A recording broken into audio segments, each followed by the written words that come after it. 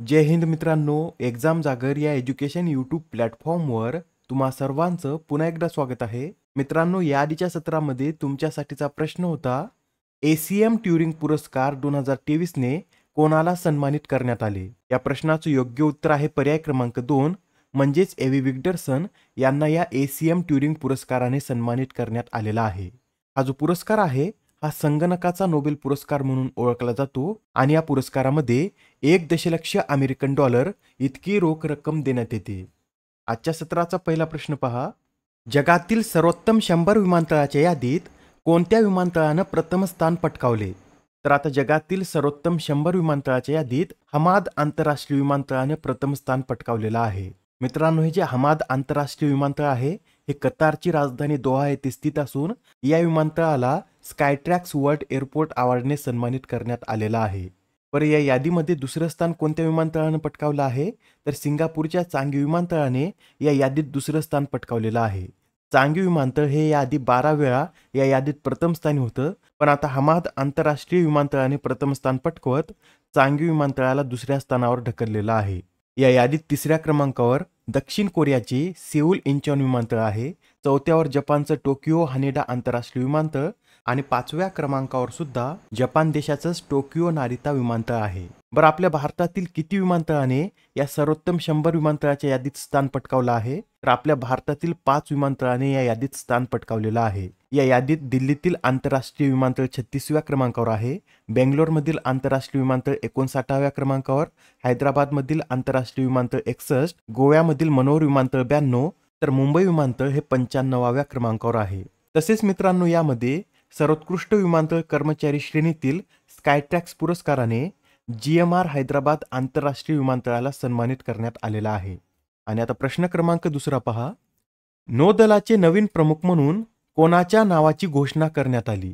तर आता नौदलाचे नवीन प्रमुख म्हणून दिनेश त्रिपाठी यांच्या नावाची घोषणा करण्यात आलेली आहे. बरं, आता दिनेश त्रिपाठी हे नौदलाचे कितवे प्रमुख ठरतील? तर 1955 पासूनचे दिनेश त्रिपाठी हे 26वे प्रमुख ठरतील. या आधीचे 25वे प्रमुख हे आर हरिकुमार आहेत, 24वे प्रमुख हे करमवीर सिंग होते, 23वे सुनील लांबा, तर 22वे प्रमुख रॉबिन के धवन हे होते. पण आता जे दिनेश त्रिपाठी आहेत हे कधीपासून पदभार स्वीकारतील? तर दिनेश त्रिपाठी हे 30 एप्रिल पासून हा पदभार स्वीकारणार आहेत. सध्या ते नौदल उपप्रमुख म्हणून कार्यरत आहेत. त्यांची नौदल उपप्रमुखपदी 4 जानेवारी रोजीच नियुक्ती करण्यात आली होती. याआधी ते पश्चिम नौदल कमांडचे flag officer commanding in chief म्हणून कार्यरत होते. बरं, ते नौदलामध्ये कधी सामील झाले होते? तर 1 जुलै 1985 रोजी ते नौदलात सामील झाले होते आणि ते नॅशनल डिफेन्स अकादमी खडकवासलाचे माजी विद्यार्थी आहेत. त्यांनी याआधी 2021 ते 2023 पर्यंत कार्मिक प्रमुख म्हणून देखील कार्य केलेलं आहे व त्यांना त्यांच्या सेवेसाठी अतिविशिष्ट सेवा पदक आणि नौदल पदकाने देखील सन्मानित करण्यात आलेला आहे. प्रश्न क्रमांक तिसरा. मित्रांनो, आता हिंदुस्तान झिंकची सिंदेसर खुर्द खान ही जगातील दुसरी सर्वात मोठी चांदीची खाण ठरली आहे.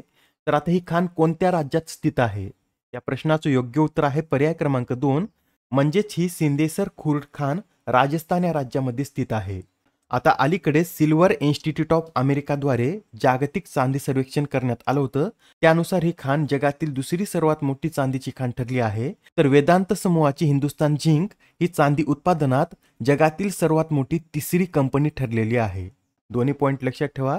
जगातील दुसरी सर्वात मोठी चांदी खाण ही सिंदेसर खुर्द खान आहे, तर हिंदुस्तान झिंक कंपनी ही जगातील तिसरी सर्वात मोठी चांदी उत्पादक कंपनी ठरलेली आहे. राजस्थानविषयी सांगायचं झालं तर सध्याचे राज्यपाल कलराज मिश्रा आहेत व मुख्यमंत्री हे भजनलाल शर्मा आहेत. राजस्थानमध्ये एकूण किती नॅशनल पार्क आहेत? तर 5 नॅशनल पार्क आहेत आणि ते कोणकोणते? तर Ranthambore national park, Keoladeo national park, Sariska national park, Marubhumi national park आणि मुकुंद्रा हिल्स नॅशनल पार्क हे राजस्थान या राज्यामध्ये स्थित आहेत. तसेच राजस्थानमध्येच इंदिरा गांधी कालवा सुद्धा आहे आणि माउंट आबू हे थंड हवेचं ठिकाण सुद्धा राजस्थान या राज्यामध्ये स्थित आहे. प्रश्न क्रमांक 4. मुलींच्या 13व्या युरोपियन गणितीय ऑलिम्पियाडचं आयोजन कोणत्या देशात करण्यात आले? तर आता ही मुलींची 13वी युरोपियन गणितीय ऑलिम्पियाड आहे. याचं आयोजन जॉर्जिया या देशामध्ये करण्यात आलेलं आहे. जॉर्जियामध्ये कुठे? तर जॉर्जियामधील टस्काल्टुबो या शहरात ही ऑलिम्पियाड 11 ते 17 एप्रिल दरम्यान पार पडली आहे. या ऑलिम्पियाडमध्ये भारताने एकूण 4 पदक जिंकले आहेत. त्यामध्ये 2 रौप्य तर 2 कांस्य पदकांचा समावेश आहे. या पदक विजेत्यांची नावे सांगायची झाली तर यामध्ये रौप्य पदक हे गुंजन अग्रवाल आणि संजना फिलोचाको यांनी पटकावलं आहे, तर कांस्य पदक हे लॉरिसा व सई विठ्ठल पाटील यांनी पटकावलेलं आहे. प्रश्न क्रमांक 5, खालीलपैकी कोणत्या संस्थेने भारतातील पहिली मोबाईल वैद्यकीय उपकरण कॅलिब्रेशन सुविधा सुरू केली? तर आता भारतातील पहिली मोबाईल वैद्यकीय उपकरण कॅलिब्रेशन सुविधा ही IIT मद्रास या संस्थेने सुरू केलेली आहे. व ही जी सुविधा आहे ही सुविधा IIT मद्रासने आपल्या IITM फॉर ऑल या उपक्रमाअंतर्गत सुरू केली आहे. बरं, या सुविधेचं उद्दिष्ट काय आहे? तर शहरी आणि ग्रामीण भागातील आरोग्य सेवेतील तफावत भरून काढून देशभरात परवडणारी आरोग्य सेवा उपलब्ध करून देणे हे या मोबाईल सुविधेचं उद्दिष्ट आहे. मित्रांनो, इथं IIT मद्रासचा उल्लेख आला आहे, तर IIT मद्रास विषयी अजून एक पॉईंट लक्षात ठेवा. IIT मद्रासने आपला भारताबाहेरील पहिला कॅम्पस टांझानियामधील झांजिबारमध्ये स्थापन केला आहे आणि भारताबाहेर आपला कॅम्पस स्थापन करणारी IIT मद्रास ही पहिली IIT संस्था आहे. प्रश्न क्रमांक 6, DRDOच्या नेव्हल फिजिकल अँड ओशनोग्राफिक प्रयोगशाळेने कोणत्या राज्यात स्पेस या केंद्राचे अनावरण केले? तर आता हे जे स्पेस केंद्र आहे याचं अनावरण केरळ या राज्यामध्ये करण्यात आलेलं आहे. स्पेसचं फुल फॉर्म सुद्धा नोट करून घ्या. स्पेस म्हणजे submersible platform for acoustic characterisation and evaluation असे या स्पेसचं फुल फॉर्म आहे.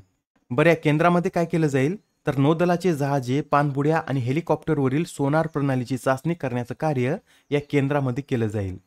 प्रश्न क्रमांक 7, भारतीय मानक ब्युरोच्या नियमानुसार आता स्टीलची भांडी ही किती मिमी जाडीची बनवणे बंधनकारक असेल? तर भारतीय मानक ब्युरोच्या नियमानुसार स्टीलची भांडी आता 0.30 मिमी जाडीची बनवणे बंधनकारक असणार आहे.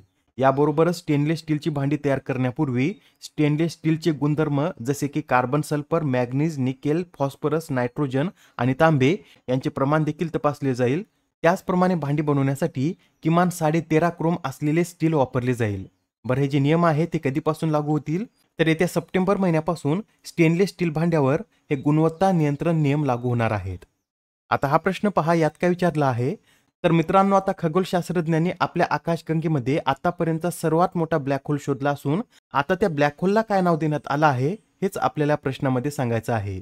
या प्रश्नाचं योग्य उत्तर आहे पर्याय क्रमांक 2 म्हणजेच गैया BS3 असं त्या ब्लॅक होलला नाव देण्यात आलेलं आहे.